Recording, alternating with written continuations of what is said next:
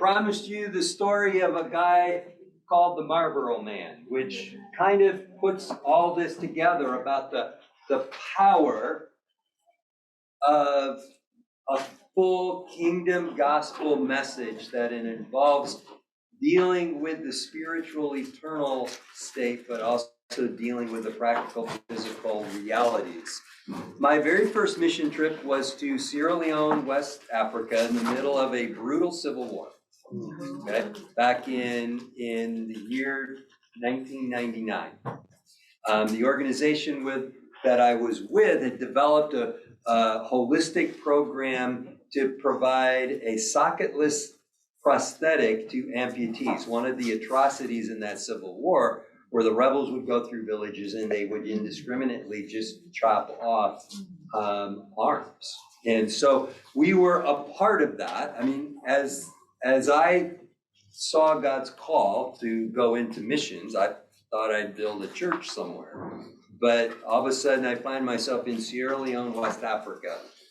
And it was the carnage was incredible, but how God redeemed that carnage is amazing. And it's really captured in the story of this guy. I called him the Marlboro Man because when he came in, he was wearing a baseball hat that had the Marlboro cigarette logo on it. I couldn't pronounce his African name, so I just called him the Marlboro Man.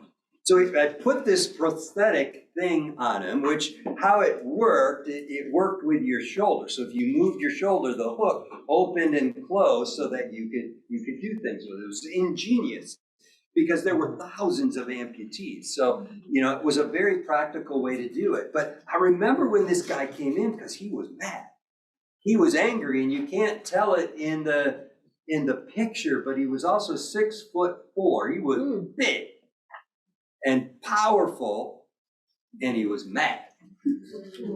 Okay, and I'm putting this thing on him, and I'm looking at this iron hook. I'm like, this dude has a weapon now. And so we put it on, taught him, rehabilitated, taught him how to do things with it, and then he participated in the other aspects of this program. It was called Limbs of Hope.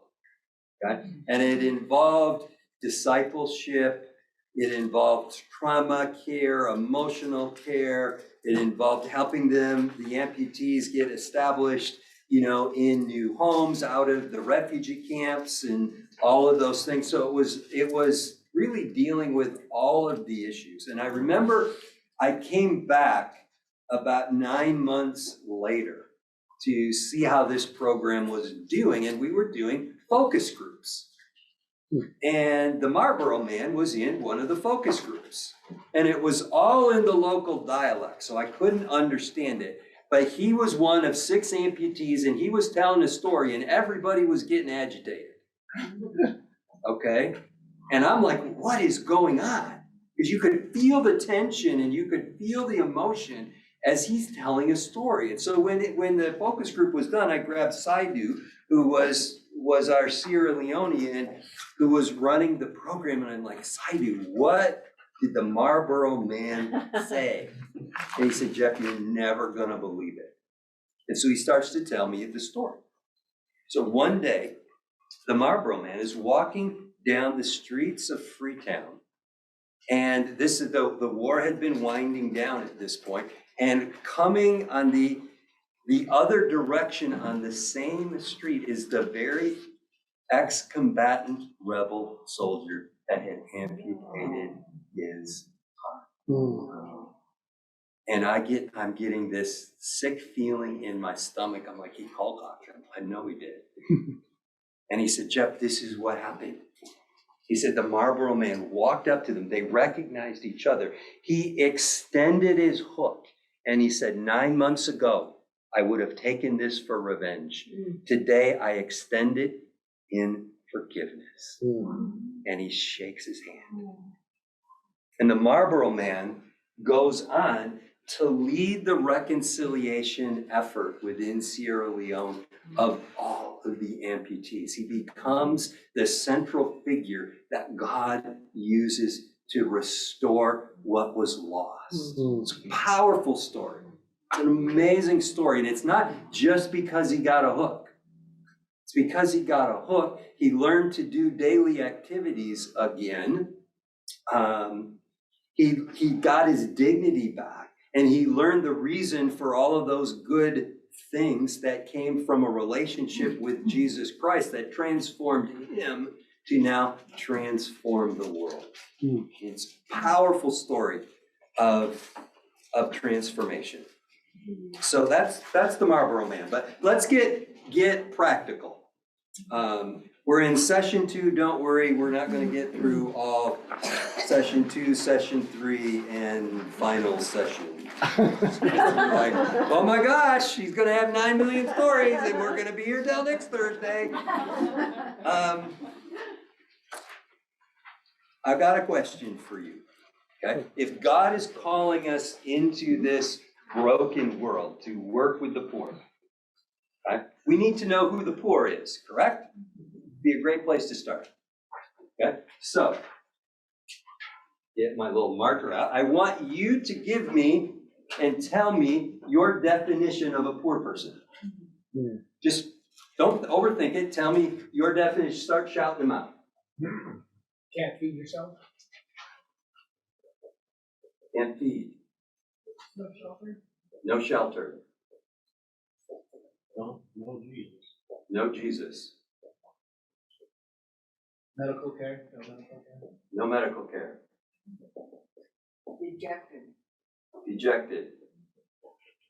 No hope for how to change things. No hope. No livelihood. No livelihood. Keep going. No possessions. No possessions. Okay. Who's brave? Can I pick on you? Yeah. What's your name? Dave. Dave, stand up, Dave. I want you to meet Dave, my new best friend. Okay? Dave is poor. Okay? Sorry, Dave. Okay, here's Dave. He can't feed himself. He's got no shelter. He doesn't got Jesus. Got no access to medical care. He's dejected all the time. He has no hope. He's got no livelihood, and he has no possessions. That's my new best friend, Dave. Now, how is Dave feeling? Terrible. Terrible. Okay. Okay. Thank you, Dave. You made me. Because what did I do just there? Was that Dave? No. No, that was Dave's circumstance. It wasn't Dave. Okay? My definition of a poor person, okay? Who are the poor and the oppressed? My definition, number 1, very simply, a person. Just like you and I. Just like you and I. No different. Their circumstance is different. And we're going to unpack that. But you need to start there because we tend to put on people their circumstances and we ascribe them to their circumstance. And the thing is, when you're struggling, you do that yourself as well. Okay? So we need to break that. Okay? So who are the poor and the oppressed? 1, they're just normal people. They have the same dreams and desires as you and I. But there's one difference. Their circumstance robs them of, somebody said it, hope of those dreams ever having a reality. We, if we're honest, think, all right, we have a dream, we have a desire, and for all practical purposes, you know, it's probably better than average. We're going to be able to actualize a good part of that. Okay? And we go for it. Okay? But in many of the contexts we're called to minister, that's not the place. In the case. Second, the poor and the non-poor, your second blank, are integrated. Okay? Now see if you can follow this, because when you're working with the poor, it's important to understand this. The reason the poor are poor and the non-poor are non-poor is because the non-poor need to keep the poor poor to make sure they stay non-poor. It's true. Yeah. Okay? Which is basically exploitation. Okay? And you need to realize when you're working with the poor that exists. Okay? There are people that do not want the poor to be raised up because they're profiting and gaining off it. I call it the red hat syndrome. When we used to do a community development program, we'd come into a village, all right, and we'd give this deal about what we're doing, and I needed to know who were the power people in the village. So I brought 3 red hats, and I made a big deal about the red hats, okay? How prestigious they were, amazing they were, made a big deal about the red hats, and I indiscriminately gave the 3 red hats out. And then I came back 2 weeks later, and I looked to see who was in possession of the red hats. Because it wasn't the people I gave them to. It was the power people in the community. And I'm like, okay, I need to know that. Okay, and we need to understand that, okay? We also need to understand the difference between materially poor and relationally poor. One of the reasons people love short-term mission experience, okay? And you've probably been on them and you know, it's just amazing. And people, they don't want it to end, okay? For 2 reasons, I think, okay? One, I mean, it speaks to something in their heart. Okay, so I'm not discounting that. It's also nice to kind of step out of your day-to-day pressures and realities. But I think the other thing is what we end up realizing is we are relationally poor. And if you go on a mission trip to a warm culture, I think you're going to learn culture stuff in the next couple of weeks. It's all about relationship. And what happens is we're starved for that. We're poor for relationship. And all of a sudden now, relationship is what matters. And we can't get enough of it. Okay? And it's really important for us to realize that we oftentimes in the developed world are relationally poor. Those that we go to help in the developing world are materially poor. Okay? And we have things to give to each other. The poor are not lazy, fatalistic, or ignorant either, okay? Their circumstances dictate some things. And we tend to look, oh, they just get a job. There's no jobs available, okay? They're trying, okay? I learned this actually in the Philippines. Somebody, was it you guys in the Philippines? No, we were talking about Steve, who was grandparents. Oh, okay. Oh, you were. We were. Yeah. You guys were, all right. The jeepney, you know what a jeepney is? Yeah. Right? It was phenomenal. Okay, when I visited the Philippines, it's like these buses, and they decorate them up so they look like they're going to a Shriners convention. You know, got horns and decorations and everything. What I learned, okay, is what they originally were leftover World War II Army Jeeps. And the Filipinos would strip them down, elongate them, build them back up, and turn them into buses.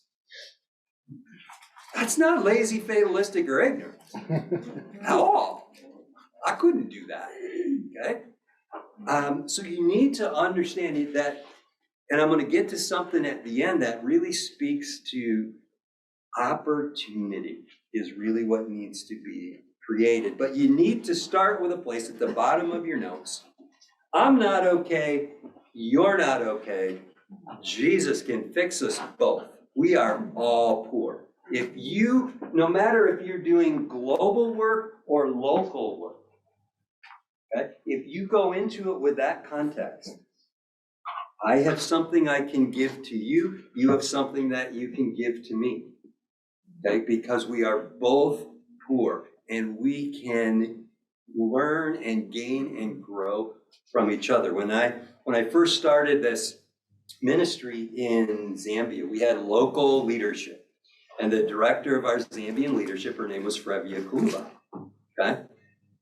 And Frevia and I were like that. I was trying everything I could to be Zambian. She was trying everything she could to be an American, and we were just at loggerheads all the time. And finally, I lost it over pens, okay? Because every day I'd come into my office and somebody would take my pen. And I'd never have a pen. And what I found out is because of the Zambia, you're laughing because you know where I'm going with this. Frevia was going, listen, if you need a new pen, you have to bring back the empty old pen to get a new pen. okay? And they couldn't do that, so everybody was stealing my pens, okay? So finally, I go into Mrs. Kaluba's office, I'm like, if I gotta buy 1,000 pens, I'll buy 1,000 pens. I'm sick of people stealing my pens, just give them pens, okay? So I have my rant, and then I calm down, and I look at her, because we were great friends, okay? And I said, Frevia, no matter how hard I try, I am never gonna become Zambian. And I know no matter how hard you try, you're never gonna become an American, because we were both trying. And I stopped and I said, somehow we need to figure out how to become an Amerizam. And I said it, and I'm like, I've always had this desire to say one profound thing in my life. That wasn't somebody else, okay? And I'm like, maybe I just found that one thing. Because she looked at me and she got a little smile on her face, and I got a little smile on her face. And it changed things as we realized we both have things to give to each other. We have weaknesses, we have strengths, and we can complement each other. So I'm all proud of this. I come home for dinner that night, I'm telling Danette this whole story, and she goes, oh, that's just the culture of the kingdom. It's like, yes, honey, you're correct. It is the culture of the kingdom. Way to steal my thunder. All right, let's go to the next page here.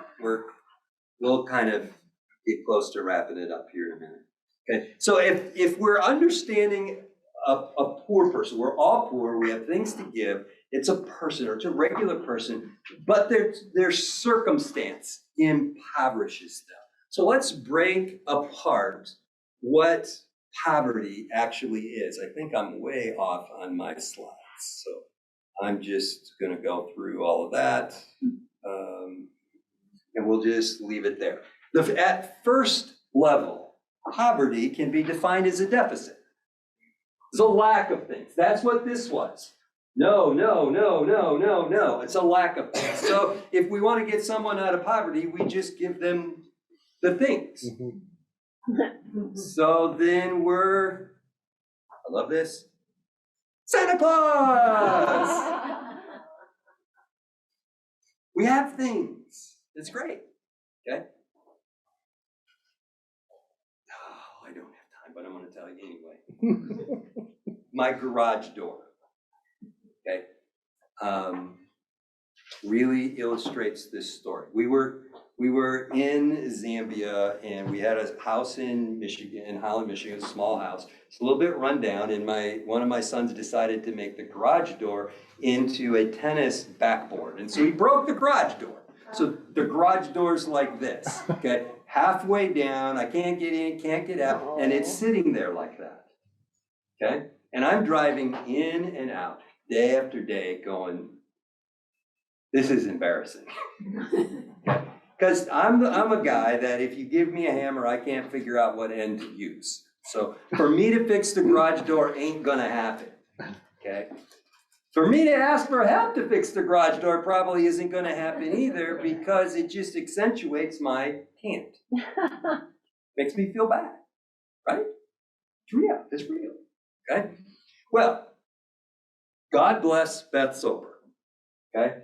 As we go off to Zambia, and Beth Soper gets a hold of the skills ministry at church. And so we come home a month later, I pull into my driveway, I have a brand new garage door. Praise Jesus, I have a brand new garage door. And I'm all excited, I'm celebrating the brand new garage door, and it's awesome, it's amazing. And then I get a phone call the day later from the guy that came and put in the brand new garage door. He said, hey, I want to stop by, make sure it's working, I have some adjustments, can I do that? I'm like, yeah, come on over. I hang up the phone, and all of a sudden, I don't feel so great. And I start having these thoughts. I'm like, wonder what he's thinking. Is he thinking, what's the matter with Jeff? Why can't he fix his garage door? Why did I have to go fix his garage door? And so I'm ruminating on that, and it goes from bad to worse. You ever start awfulizing? So then I go from what does Mr. Skills think to what does Danette think? And I'm like, what is she thinking? What kind of a low life did I marry? He can't fix his garage door. Okay? And now I'm feeling really awful. And the guy comes, and I'm embarrassed and all of this, and it taught me something interesting about responding. Did I need a garage door? Yes, I did. But when I got the garage door, it did some weird things to me. And when we just meet needs, it does weird things to those whose needs we are being met. So I should never have a new garage door? No, it's the process that is important, which is where we're going to end up. So just hang with me for a moment, okay? But it gets into the second level of poverty, a deficit of knowledge or understanding. You know who's feeling the best tonight? Me, because I'm the expert. You are the ignorant ones that have to sit at the feet of the master to receive great enlightening. And so I'm feeling great about myself. Okay, I'm being facetious, but you know the point that I'm trying to make. And oftentimes we need to do this, okay? And we're like, all right, they're trapped in their situation because they just don't know. So I need to tell them. I cannot tell you how many times I took a microscope and showed Africans germs in the water. And they still drank the water. Okay? It didn't compute. Okay? And it's demeaning and devaluing when someone is kind of holier than thou and saying, you don't know, I do, so I have to teach you. Or we think, well, they're animist and they have all these crazy things, and so they just don't know God, and so we think we're God. Okay? And it creates an issue called a marred identity, where someone feels trapped by their culture, their social systems, their spiritual systems, their physical systems, their personal system, and all of these situations that they find themselves in, they feel trapped. And so they feel hopeless, which makes them feel worthless, which accentuates hopelessness. And they get caught in this downward spiral. While you teach and give, what are you accentuating? Worthlessness. You need to break that cycle. And you need to build it, because poverty actually is fundamentally spiritual. Bryant Myers, in a book called Walking with the Poor, it's like a 30,000-foot book of what I'm teaching on, so if you're academic, get that one. He says this: for the Christian, the biblical story provides an unambiguous answer. Sin is what distorts relationships. When God is on the sidelines or written out of our story, we just do not treat each other well. Okay, I don't have time to share the story. If you want to know it, you can come afterwards, but sorry about that. But that's true. And that's why we're not just the Peace Corps. There's nothing wrong with what the Peace Corps does, but that brings it back around to, we do good deeds, but we also do it in the name of Christ. We're not Rice Christians, so do this and follow Jesus, but we bring them together because it's Jesus that really transforms that marred identity. And we understand who we are. And then as we begin to deal with the lacks, we can deal with it in the right ways. Because it's really what God sent Jesus to do is to restore the broken relationships brought about by the fall. There's a broken relationship between us and God. There's a broken relationship of our own spiritual being and identity. We don't know who we are. How many books and counseling sessions and everything have been spent on recovering our identity? Okay? There is a broken relationship between us and others. There's a broken relationship between us and our environment. In all of those situations, that's the Colossians, the restorer, the renewal of all things. That's why Jesus has to be a part of this. If you're truly going to help someone break out of that rut. So in closing, let's go. We're gonna finish on this page, the last 4 things here. I think will help you, give you some keys to do this, okay? Thoughts on development. Number one, beware of the eye of the beholder. Don't project poverty where it does not exist. Our goal is not to turn Zimbabwe into America. They don't need to be turned into America, okay? Sometimes we introduce things that they know nothing of, and we create a desire in them that was never there to begin with. All of a sudden now they need a watch. They've never needed a watch before. Until they saw our watch and we helped them to think they needed a watch. They worked on the rhythm of the sun. They're fine. Okay? So what if I showed up 20 minutes late to, church? Okay? It starts when it starts. Okay? And they were perfectly happy. Now all of a sudden we introduce a watch. And so we have to be careful that we're projecting our standard of living upon them. Okay? And they might not need it. They might not even want it, but we introduce it. So be very careful with that, okay? Number two, we need to learn to listen to the poor's whole story. Realize that they know how to survive. I call it, you'd be dead in a week, okay? If you take me into the bush of Africa, not with my Gore-Tex this, my hat that, my water bottle this, but just with a broken pair of flip-flops, a raggedy shirt, and bare feet, and put me in a village, I'd be dead in a week. Right? Yep. Why aren't they dead in a week? There's something there. Let's discover what's there. I'm going to get to that in just a second.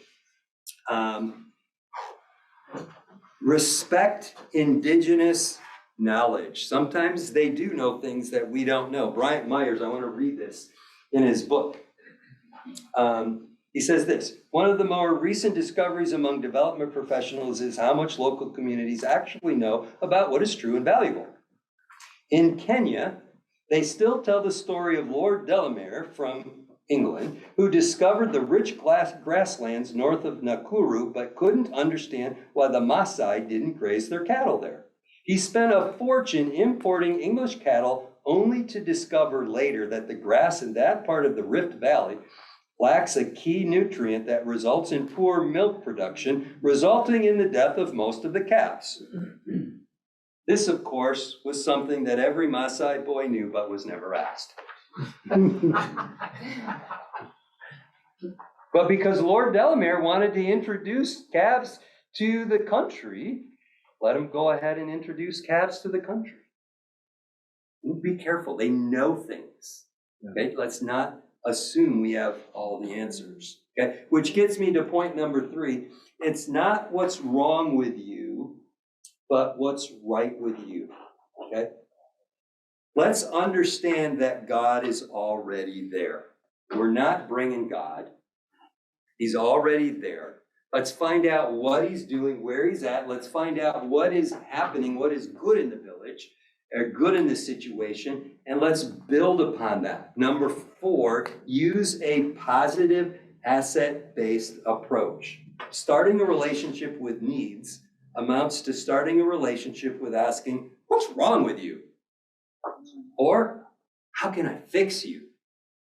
Let's help identify the strengths and resources present and look to build leverage on that. Last story and we're done, promise. Maureen, okay, was our community development specialist. She was Zambian, and we're doing these village development programs.